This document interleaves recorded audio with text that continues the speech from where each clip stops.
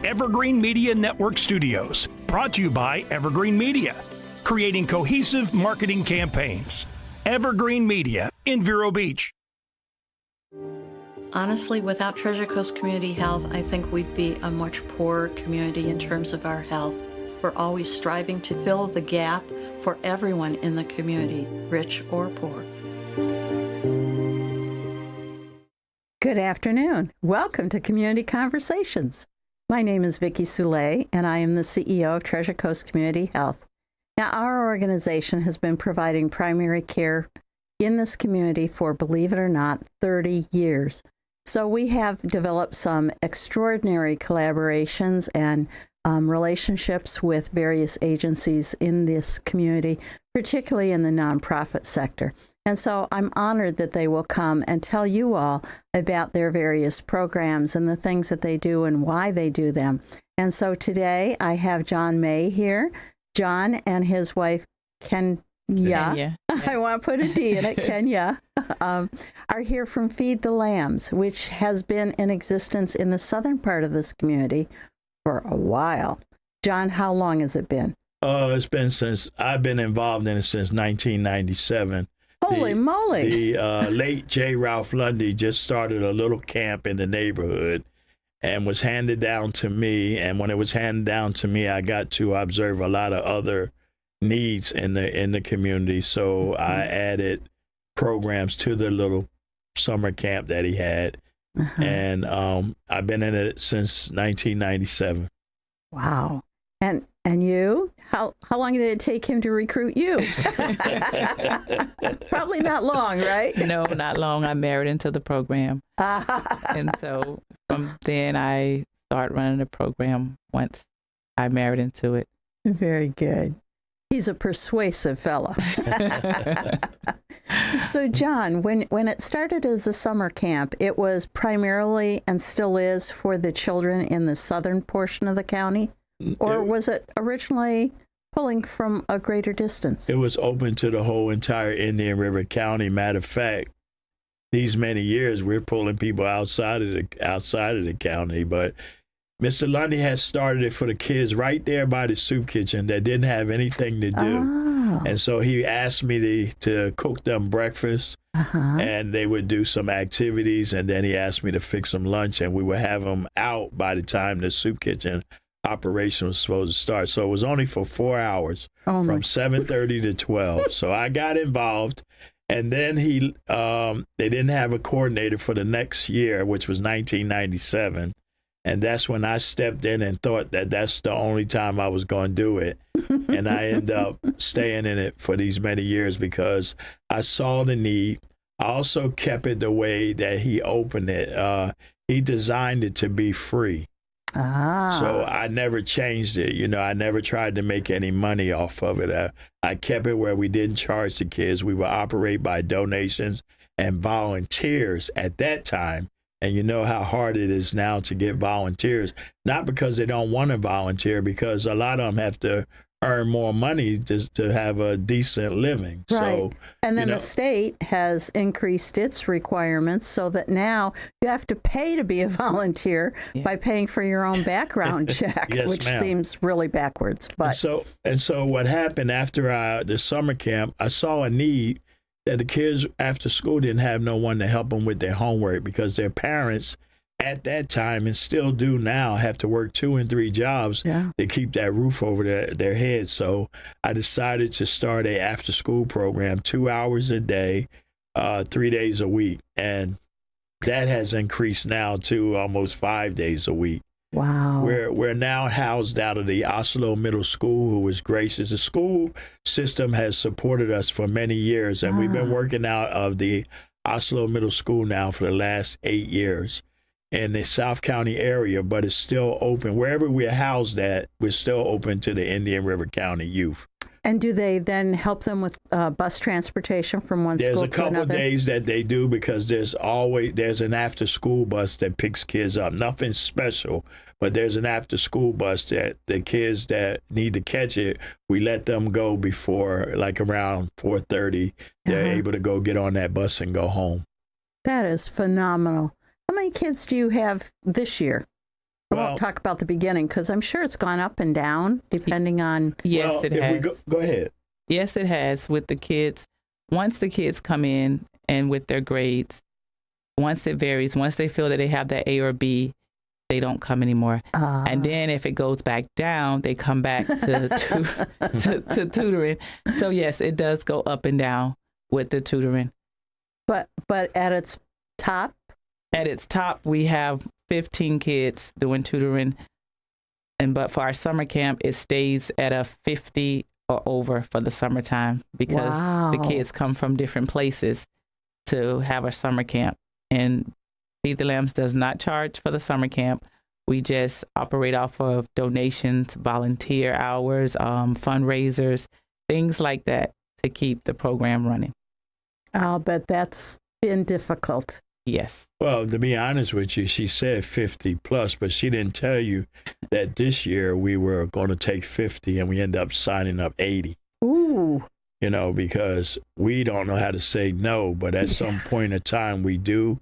So rather than say no, we say we have a waiting list. That way there's a chance that your child can get in, if someone leaves. But even the tutoring program, she's got 15 now. But before the year is out or in the beginning of the year, parents are going to be calling, can we get our child into your after school program because they get them report cards soon. So she can, it varies maybe from 15 to 30 yes. for the tutoring. And then we now, if you'd give me a minute to run down our programs, we have the after school program, which is from September to the end of May. Well, the end of April, first week of May because of the testing. We have our 7-week summer camp, which goes from June to July. We have a mentor program, and we have now added 2 programs to our mentor program.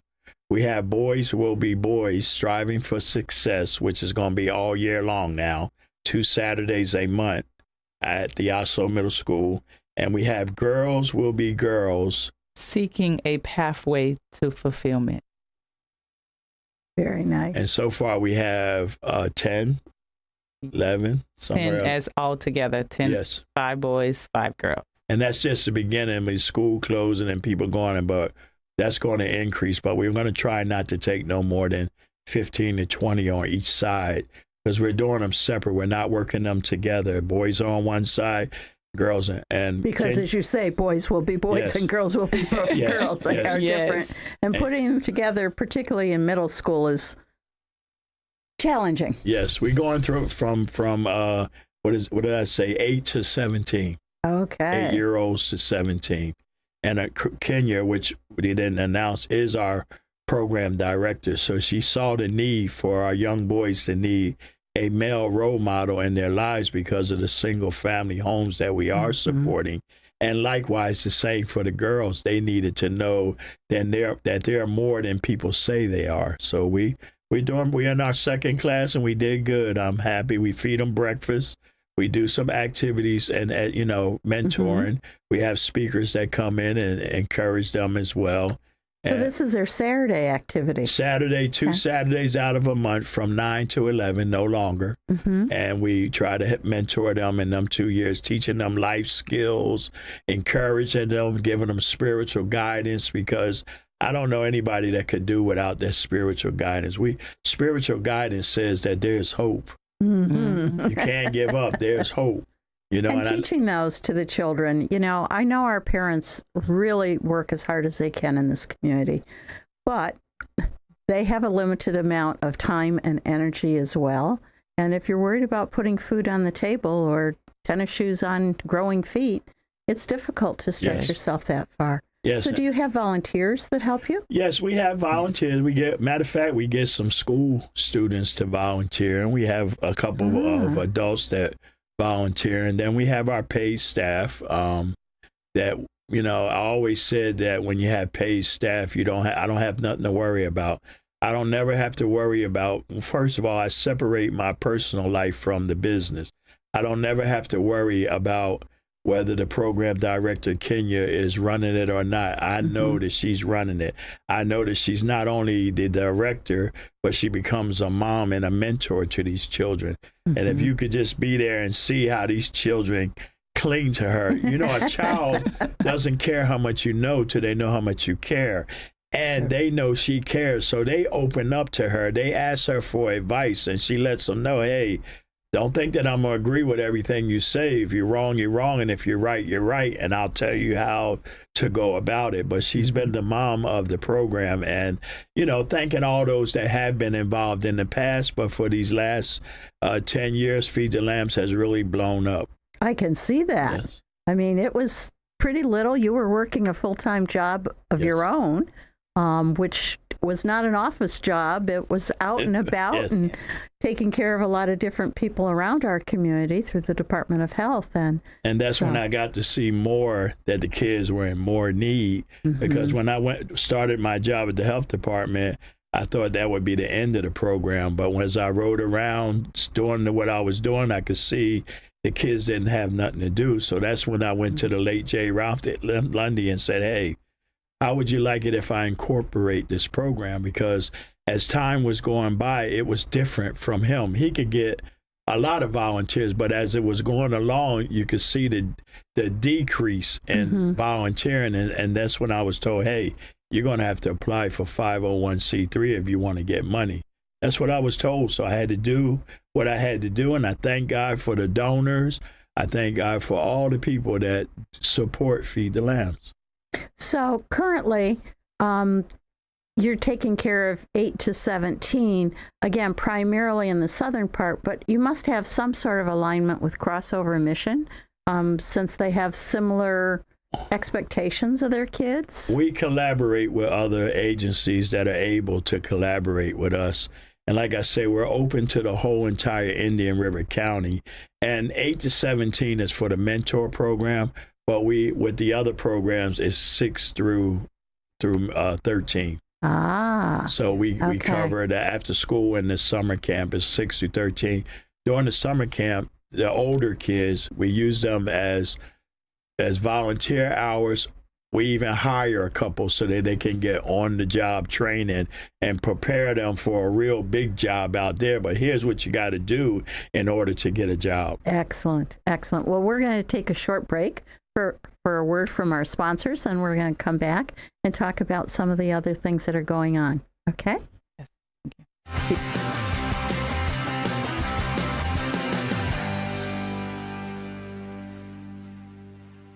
Treasure Coast Community Health in-house pharmacies have the lowest prices in Indian River County, even lower than big box pharmacies. Taking your medication as prescribed leads to better health. Affordable medicine makes it easier. Treasure Coast Community Health patients can pick up medicine as they leave the office or use free delivery and mail order services. Pharmacists are always available to answer questions. Switch to TCCH pharmacies. Save money, stay healthy. 772-257-8224 and ask about our price match. Your grandkids struggle. You've helped your kids through their struggles. What about yours? Back in your day, nobody talked about feelings, emotions, or mental health. Times have changed. It's your time to unstruggle. When life is a struggle, getting help shouldn't be. Unstruggle.org. Is owning a home your goal? With the rising cost of rent, you could be saving a lot of money by owning your own home. At Caliber Home Loans, we can help make homeownership a reality. Meet with us for a free consultation and get on the right path to buy the home of your dreams. For Caliber, home loans is all we do. We use local appraisers and offer a variety of loan options to fit your lifestyle and budget. Call us today, 844-GO-CALIBER, license number CHL 15622, Caliber Home Loans, TreasureCoast.com. Celebrate Thanksgiving the old Florida way at Marsh Landing Restaurant.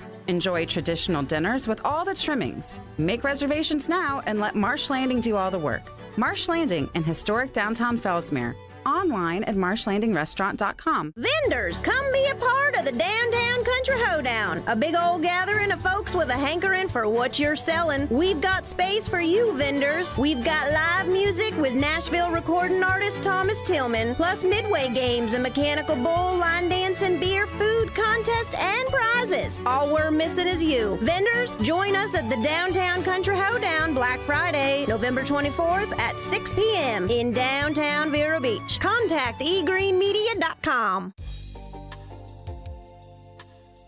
And welcome back to Community Conversations. If you're just joining us, I'm Vicki Soule from Treasure Coast Community Health. where we provide medical, dental, behavioral health to all people, regardless of your ability to pay. We have a sliding fee scale, and those of you that have insurance, I assure you, you'll not find a better, high-quality place in town. You have your own physician. We do not run as a clinic, first come, first serve, but rather you choose your location and your provider just like you would out in the private practice space. We have excellent people, and we take care of all ages from birth until you can't count anymore. So if you're looking for a provider, give us a call, 257-8224.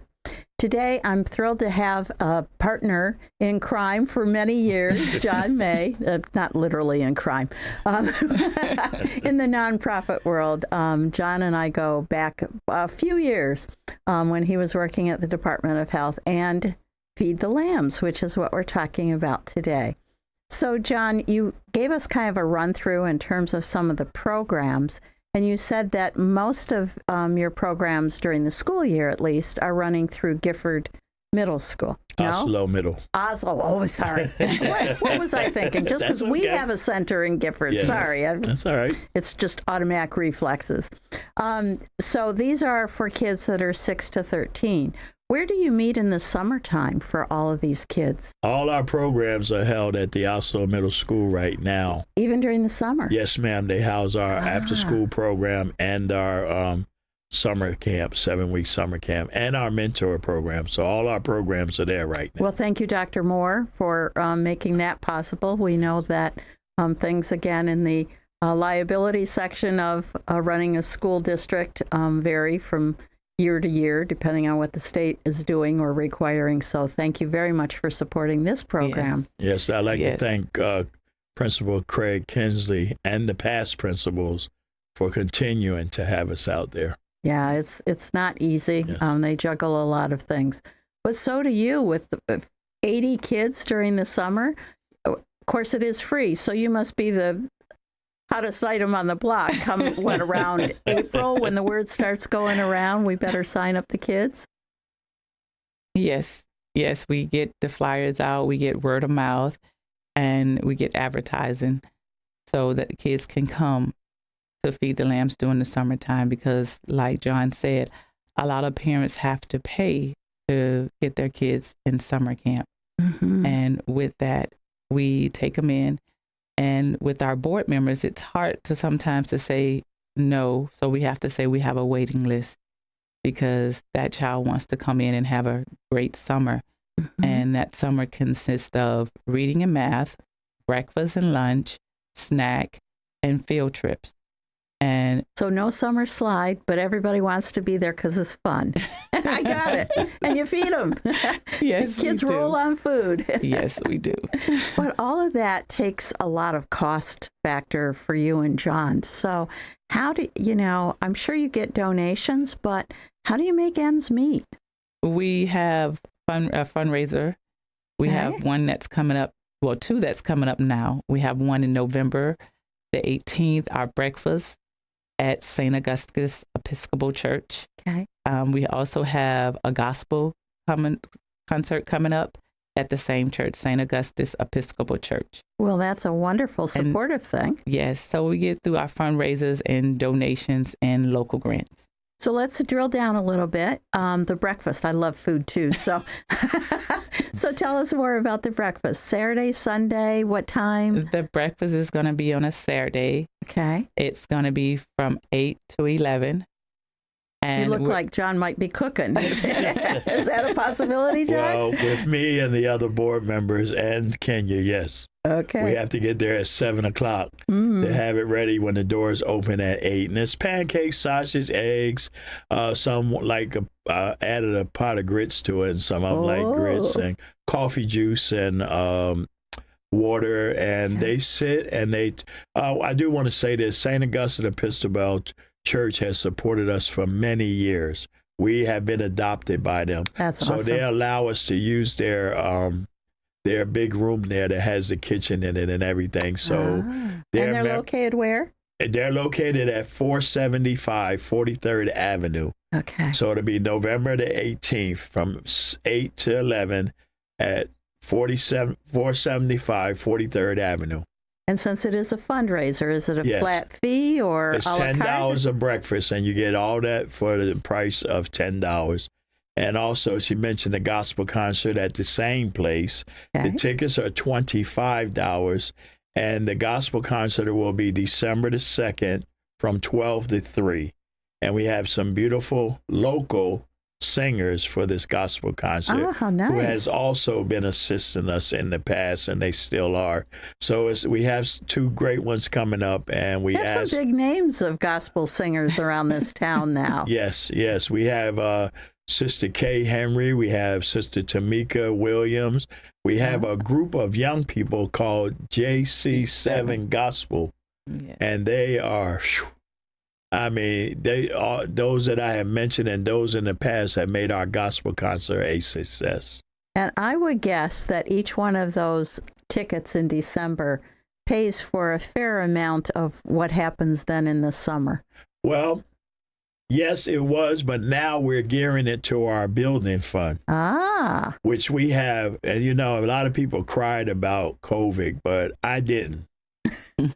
Because we got blessed through COVID. Now, who gets blessed if you're complaining all the time? We got blessed with 1 acre of land, feed the lambs. Oh. And so now we've been having a building fund so that we can put up our own facility, that kids will have a place to come all over this county, not just the South County area. A lot of people got to understand we have to host our program where they'll open the door for us, but we're still open to Indian River County, not just South County. We got people coming from Fort Pierce, Fellsmere, Walbasso, Sebastian. They're coming from all over, and we do not have no restriction. When you leave, we don't shut the door and say you can't come back. You left for a reason. You're coming back for a reason. God bless you, John. So our program is right down the street from your facility. It is. TCCH. So we're neighbors, and we are about helping and meeting the needs of not only our children, but their parents too. Mm-hmm. And certainly taking care of their children is a blessing to the parents, because it is tough to be a parent. And you want to raise them right, but again, the push and pull of the economics and jobs and other things that go on in people's lives. So 2 tickets for breakfast, many tickets for the gospel. Yes, for both. Now, okay. The breakfast is only $10 a ticket if you want a ticket, and you can purchase at the door. Okay. So if you don't get a ticket, at St. Augustine Episcopal Church, 475 43rd Avenue.